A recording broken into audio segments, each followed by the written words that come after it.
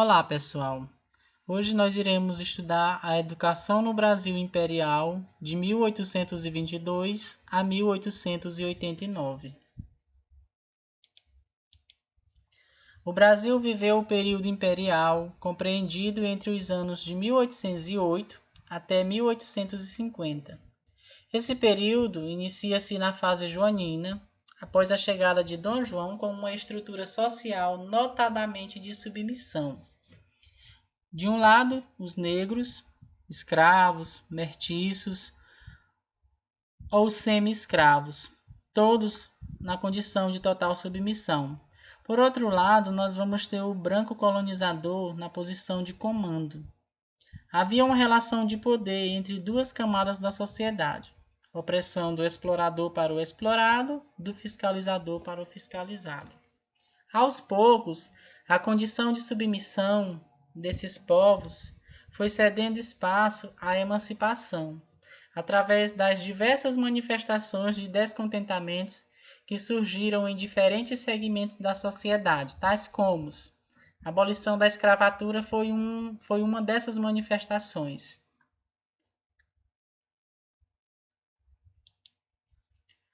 Essa emancipação política do Brasil, ela realmente só acontece no ano de 1822, quando a família real portuguesa precisa voltar a Portugal, em 1821.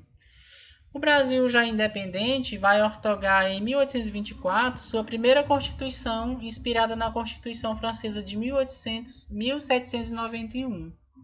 No campo da educação, a Constituição garantiu a instrução primária gratuita a todos os cidadãos e aderiu à possibilidade para a criação de colégios e universidades, ou seja, até então não se tinha uma educação para todas, para todos.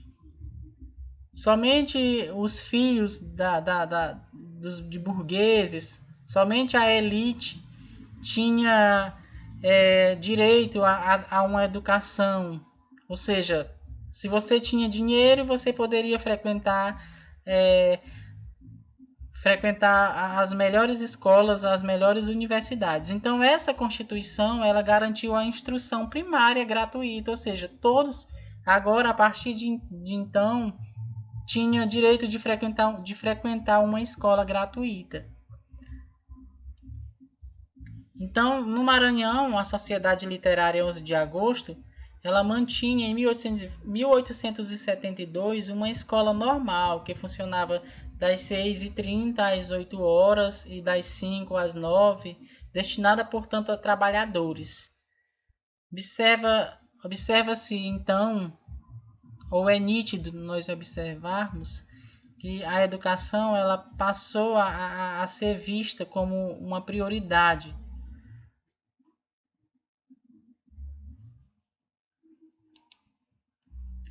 No ensino secundário, ou seja, aquele ensino voltado para adolescentes de 12 a 18 anos, as aulas ministradas eram avulsas e particulares.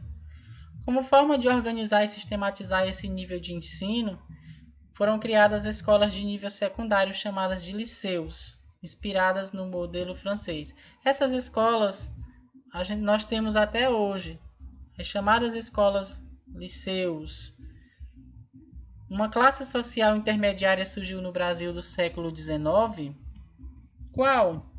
Aí nós vamos ter a possibilidade de ascensão social, que é depositada na escola, pois o título de doutor valia na época tanto quanto de proprietário de terras. Então, observa-se que a educação ela passou a ser vista como uma necessidade, como algo que ascendia o ser humano, ou que dava uma posição melhor do homem na sociedade. Então, a educação ela passou a ser vista como uma prioridade.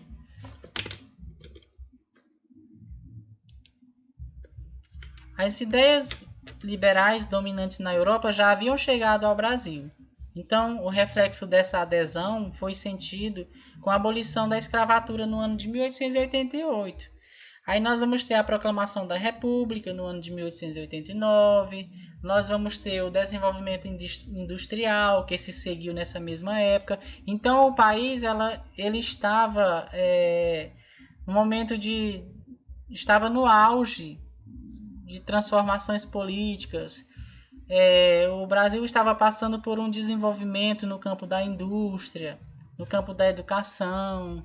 O ensino primário ele foi abandonado nas mãos de alguns mestres e escolas que insistiam em continuar ensinando. Mas vejamos, por trás de tudo isso, nós vamos ter a influência europeia no pensamento pedagógico brasileiro. No período imperial, o pensamento pedagógico brasileiro baseava-se em imitações de culturas europeias. Nós não tínhamos um modelo pronto. As ideias, os pensamentos ou o pensamento pedagógico não era aquele pensamento brasileiro. Eram as imitações das culturas europeias, na ilusão de assim superar o atraso cultural e educacional em que se encontrava. Então essa realidade nós ainda temos aqui no Brasil. Alguns modelos de educação até hoje são modelos de culturas da Europa.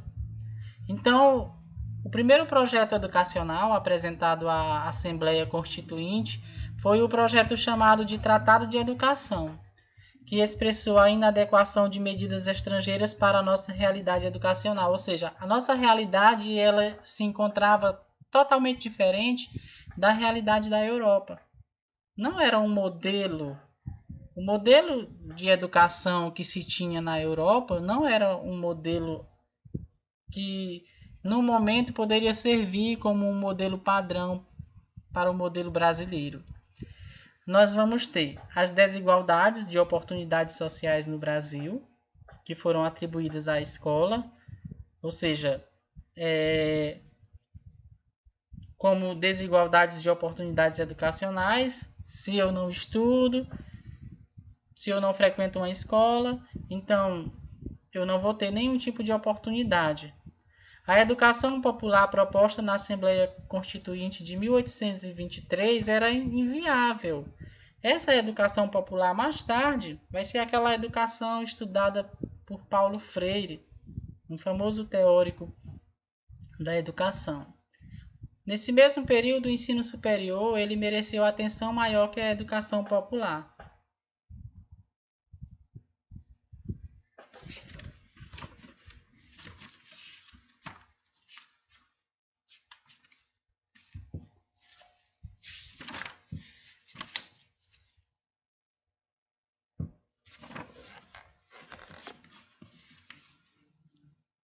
A classe dominante brasileira teve sua formação cultural sustentada na cultura transplantada.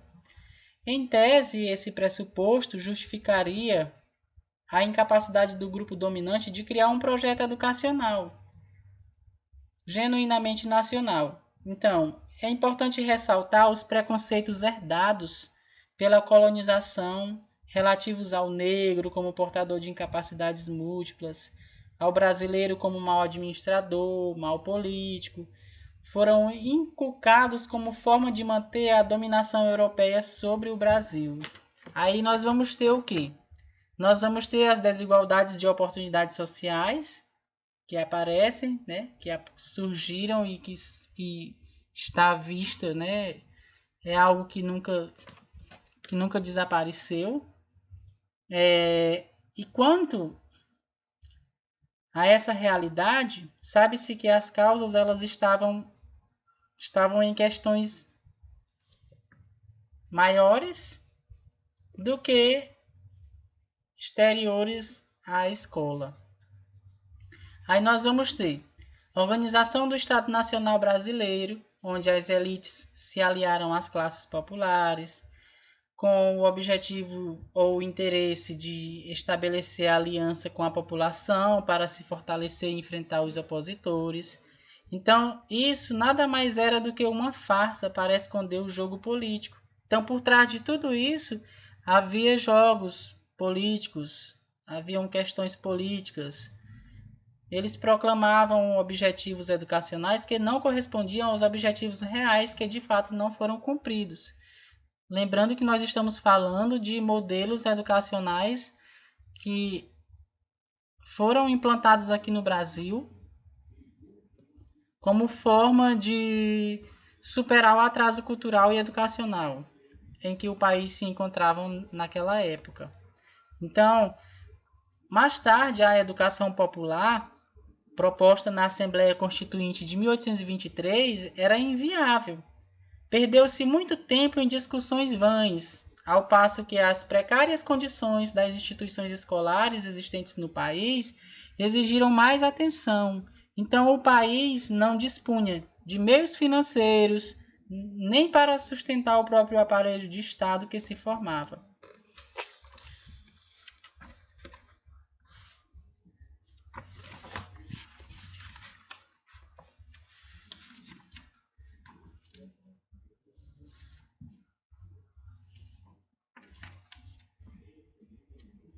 Em 1834, voltando um pouco, nós vamos ter o ato adicional com o objetivo de conferir às províncias o direito de legislar sobre a instrução pública relativa ao ensino primário e secundário.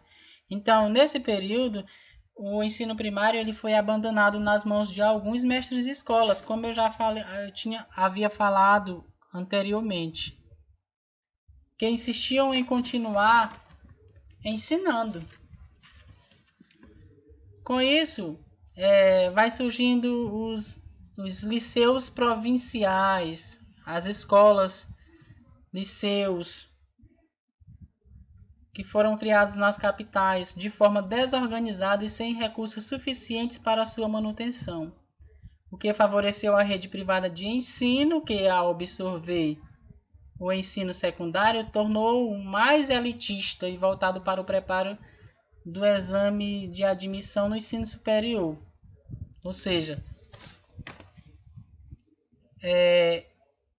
quanto mais eles procuravam implementar ou transformar esse modelo educacional vindo da Europa, mais difícil ficava, ou seja, mais distante essa realidade da Europa ficava da realidade brasileira em que o país eles se encontravam.